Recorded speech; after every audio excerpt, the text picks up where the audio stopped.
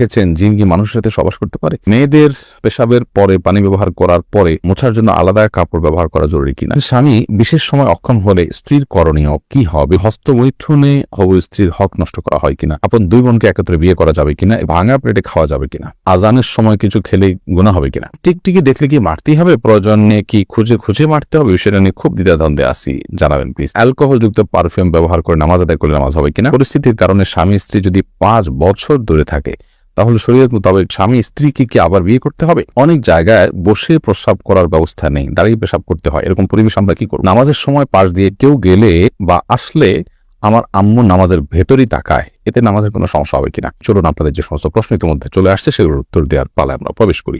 জুলেখা খাতুন আপনি লিখেছেন, নতুন কোনো কাপড় পরে না ধুয়ে নামাজ পড়ে নামাজের কোনো ক্ষতি হবে কিনা? নতুন কোনো কাপড় পরলে সেটা ধুয়েই পড়তে হবে এমন কোনো বাধ্যবাধকতা নেই, কারণ নতুন কাপড় মানে যে সেটা নাপাক, সেটাতে অপবিত্রতা আছে এমনটি নিশ্চিত নন আপনি, তাহলে এটি ধোয়াটা বাদ কেন হতে যাবে? তবে হ্যাঁ, আপনারা যদি নতুন কাপড় কেনার পর দেখলেন যে সেখানে কোনো নাপাক আছে, তাহলে ওই জায়গায় সেই নাপাকটা ধোয়াটাই হলো অবশ্য। অতএব শরীর দৃষ্টিকোণ থেকে নতুন কাপড় ধুয়ে পড়তে হবে এমন কোনো বাধ্যবাধকতা নেই। ফয়সাল আহমেদ আপনি লিখেছেন, টিকটিকি দেখলে কি মারতেই হবে? প্রয়োজনে কি খুঁজে খুঁজে মারতে হবে? সেটা নিয়ে খুব দ্বিধাদ্বন্দ্বে আছি, জানাবেন প্লিজ। না, খুঁজে খুঁজেই আপনাকে মারতে হবে এমন কিছু কোনো বাধ্যবাধকতা নেই, বরং আপনার চোখে পড়েছে, উপদ্রব করে আপনি মারবেন, কিন্তু এটার জন্য আপনি খুঁজে খুঁজে বেড়াবেন, এটার পিছিয়ে পিছিয়ে ঘুরে বেড়াবেন, আপনার অনুসন্ধান করে বেড়াবেন, এই কথা হাদিসে বলা হয়নি। আব্দুর রাকিব আপনি লিখেছেন, হস্তমৈথুনে হবু স্ত্রীর হক নষ্ট করা হয় কিনা?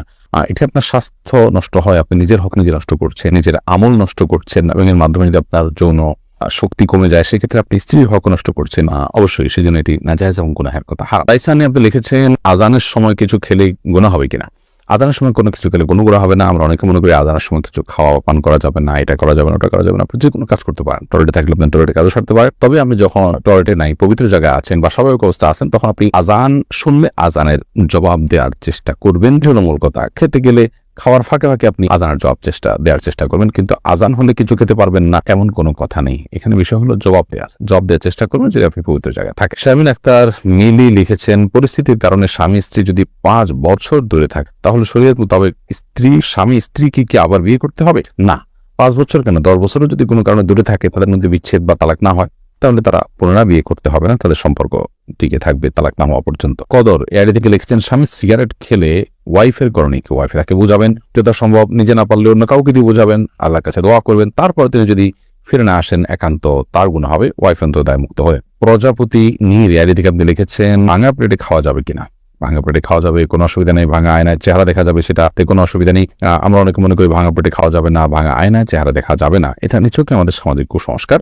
ভাঙা প্লেটে ভাঙা অংশে জীবাণু থাকতে পারে, সেজন্য আপনি ওইটাতে খেলে অস্বাস্থ্যকর হতে পারে, সেটি তো আপনার একান্ত স্বাস্থ্যগত বিষয়, বাট সেটাও তো নিশ্চিত নয়। বিধায় ভাঙা প্লেটে খেলে যে গুনাহ হয়ে যাবে বা নাজায়েজ হবে, অর্থাৎ সেরকম নয়, এবং ভাঙা আয়নায় চেহারা দেখলে কোনো অসুবিধা হবে না। বিলকিস বেগম আপনি লিখেছেন, মেয়েদের পেশাবের পরে পানি ব্যবহার করার পরে মোছার জন্য আলাদা কাপড় ব্যবহার করা জরুরি কিনা? না, আলাদা কাপড় ব্যবহার করা জরুরি না। পানি ব্যবহার করার পরে যদি নাপাক দূর হয়ে গেছে মনে হয়, তাহলে সেটি যথেষ্ট, আলাদা করে কাপড় ব্যবহার করার প্রয়োজন নেই। আরিফ রহমান আপনি লিখেছেন, আপন দুই বোনকে একত্রে বিয়ে করা যাবে কিনা? এই বিষয়ে ইসলামিক বিধান সম্পূর্ণ হারাম। আপন দুই বোনকে একসাথে বিয়ে করা যাবে না, এমনকি পৃথক করে বিয়ে করা যাবে না। এক বোন স্ত্রী থাকার সময় অন্য বোনকে বিয়ে করা যাবে না, অর্থাৎ এট এ টাইম দুজন বোন কারোর স্ত্রী হতে পারেন না, এটি হারাম। শুধু এটি নয়, এমন দুজন নারীকে একসাথে স্ত্রী হিসেবে রাখা যাবে না যেই দুজন নারীর একজন পুরুষ হলে আরেকজনের সাথে তাদের নিজেদের বিয়ে জায়েজ হতো, এরকম সম্পর্কের দুজন নারীকে একসাথে স্ত্রী হিসেবে রাখা জায়েজ নয়। হ্যাঁ, একজনকে বিয়ে করেছেন, তার সাথে বিচ্ছেদ হলো বা তিনি মারা গেলেন, তারপর অন্যজনকে বিয়ে করেছেন, তারপর সেটি জায়েজ আছে। আশফাকুর রহমান আপনি লিখেছেন, স্মৃতিশক্তি কিভাবে বাড়ানো যায়?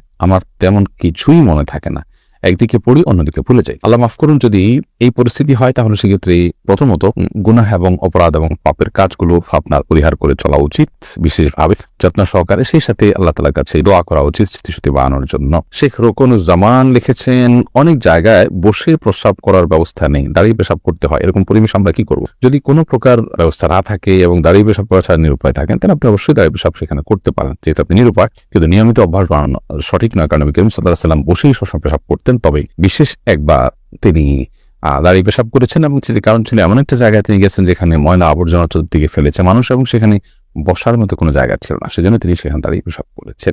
তন্নি আইডি থেকে আপনি লিখেছেন, নামাজের সময় পাশ দিয়ে কেউ গেলে বা আসলে আমার আম্মু নামাজের ভেতরই তাকায়, এতে নামাজের কোনো সমস্যা হবে কিনা? না, অবশ্যই তার দিকে তাকানো উচিত নয়, কারণ সালাতরত অবস্থায় কেউ যাচ্ছে তার দিকে আপনি তাকানোটা সালাতের যে খুশু এবং ক্ষুদ্র তার বরখেলাফ হয়।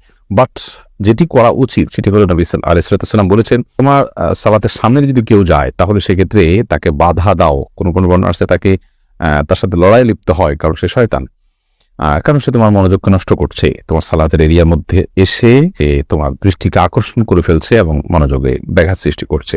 এই জন্য তাকে বাধা দিতে বলা হয়েছে। সেই বাধার অংশ হিসাবে এরকম হাত দিয়ে তাকে ইশারা দিয়ে দেওয়া যেতে পারে যদি সে টের না পায়। এর বাইরে তার দিকে তাকিয়ে থাকলে তো কোনো লাভ নাই, বিধায় তাকিয়ে নিজের সালাতের মনোযোগ নষ্ট করার তো কোনো যৌক্তিকতা নেই, বিধায় আপনার আম্মাকে বলতে হবে এই কাজটি করা যাবে না। এবার মিনহাজউদ্দিন লিখেছেন, অ্যালকোহল যুক্ত পারফিউম ব্যবহার করে নামাজ আদায় করলে নামাজ হবে কিনা? জায়েজ হয়ে যাবে, বিশেষ করে যে অ্যালকোহল আমরা ব্যবহার করি, এখানে যে পারফিউম ব্যবহার করি এটা যে অ্যালকোহল থাকে এটা কেমিক্যাল, এটা খাবার মানে যেটা পানীয় অ্যালকোহল মদ সেটা না, এটা কেমিক্যাল মাত্র। তারপরেও সালাতের কিছুটা আগে ব্যবহার করলে বাষ্প হয়ে অ্যালকোহলটা উড়ে যাবে, তারপর সালাতে করবেন, সেটা সবচেয়ে সেফ এবং নিরাপদ। এছাড়া না এর থেকে আপনি লিখেছেন, স্বামী বিশেষ সময় অক্ষম হলে স্ত্রীর করণীয় কি হবে? স্বামী যদি অক্ষম হয় পুরোপুরি এবং স্ত্রী যদি তার যে চাহিদা আছে এটি পূরণ না হওয়ার কারণে তিনি গুনাহে এবং পাপে লিপ্ত হয়ে যেতে পারেন এমন আশঙ্কা তৈরি হয়, তাহলে সেক্ষেত্রে অবশ্যই সে স্বামী থেকে তিনি বিচ্ছেদ নেবেন।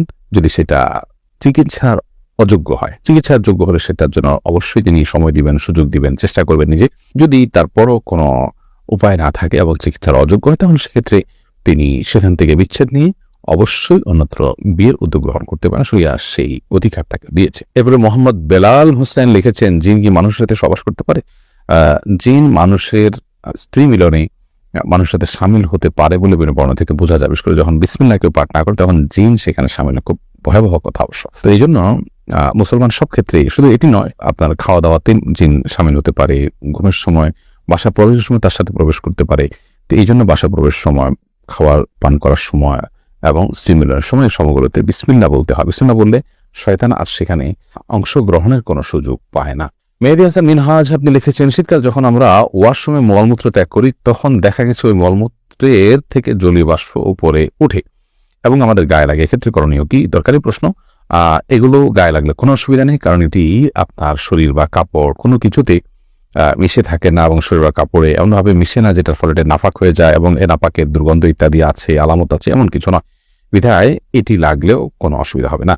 শিমুল আক্তার সুমি আপনি লিখেছেন, আমার ছোট 2টা মেয়ে আছে, ওরা যাতে ভয় না পায় এই জন্য আমি টয়লেটের দরজা খুলে সব কাজ করি, এদিকে আমার কোনো গুনাহ হবে? আপনি টয়লেটে কাজ করেন, এদিকে না দরজা খোলা না রাখলে তারা ভয় পাবে, তাহলে সেটা আপনি করতে পারেন, কোনো অসুবিধা নেই। ইভেন কোনো ওজোর ছাড়াও যদি আপনি দরজা খোলা রেখে কাজ করেন তাতে গুনাহ হবে ব্যাপারটা সেরকম না, কিন্তু এটি বিশেষ করে টয়লেটে যখন ঢুকবেন তখন বিসমিল্লাহ পড়ে ঢুকা, বের হওয়া যখন সময় বিসমিল্লাহ পড়ে বের হওয়া, দোয়া পড়ে বের হওয়া, এটি সুন্নাহ সম্মত। যদি না করেন তাহলে সেক্ষেত্রে শয়তান আপনার সাথে সামিল হয়ে যাবে। কিন্তু দরজা খোলা রাখলেই যে শয়তান প্রবেশ করে ফেলবে এমন নয়, তবে দরজা লাগিয়ে রাখা উচিত সচরাচর দুষ্ট জিনের কবল থেকে বাঁচার জন্য।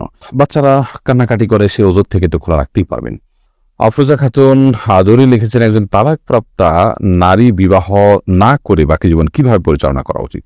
তালাকপ্রাপ্তা নারী তিনি যদি বিবাহ না করলে তার কোনো পাপে লিপ্ত হওয়ার আশঙ্কা তৈরি না হয়, ধরুন অনেক বয়স হয়ে গেছে বা তার শরীরে সেরকম কোনো যৌন আকাঙ্ক্ষা তৈরি হয় না, তাহলে সেক্ষেত্রে তিনি বাকি জীবন বাবার বাড়িতে বা কোনো জায়গায় কাটাতে পারেন। তিনি নিজে উপার্জনের কোনো হালাল ওয়ে থাকলে পর্দার সাথে সেটি তিনি করতে পারেন এবং জিকির আজকার মাধ্যমে তিনি বাকি জীবন কাটাতে পারেন। কিন্তু বিবাহ করে যদি তিনি কাটান সেটা তার জন্য উত্তম, কারণ নবী রাসূলুল্লাহ সাল্লাল্লাহু আলাইহি ওয়াসাল্লাম বিবাহিত ছিলেন এবং ফিতনা থেকে বাঁচার জন্য এটি অনেক সময় প্রয়োজন হয়। আর যদি ফিতনা পতিতার আশঙ্কা থাকে কোনো রকম, তাহলে সেক্ষেত্রে একাকী তার জন্য থাকা জায়েজ নয়। রাসেল ভুঁইয়া আপনি লিখেছেন, কোনো বাচ্চার বিছানায় প্রসব করলে বিছানার চাদর ওয়াশ করা যায়, কিন্তু জাজিম বা তোষকে পেশাব করলে ধোয়া যায় না, এক্ষেত্রে করণীয় কি? যেই সব দ্রব্য, যে সমস্ত জিনিসপত্র, আসবাব ইত্যাদি, এগুলোতে পেশাব লাগার পর সেটা পরিষ্কার কোনো বই না, সেটা রোদ ইত্যাদি দিয়ে ওটা আলামত দূর করে ফেলতে হবে। এত বেশি রোদ দিতে হবে, এত বেশি আপনার সেটার দুর্গন্ধ দূরের উদ্যোগ করতে হবে যে সেটাতে নাপাকের কোনো আলামত বা নামলেশ নেই। তো এর মাধ্যমে সেটি পাক হয়ে যাবে। বিশেষ করে ফ্লোর, ওয়াল, গাছ, এই টাইপের অনেক কিছুই আছে যেগুলোকে ওইভাবে আসলে ধোয়া সম্ভব হয় না। তো সেগুলোতে নাপাকের আলামত যেটি আছে সেটা দূর হয়ে সেটি ব্যবহার করা যাবে।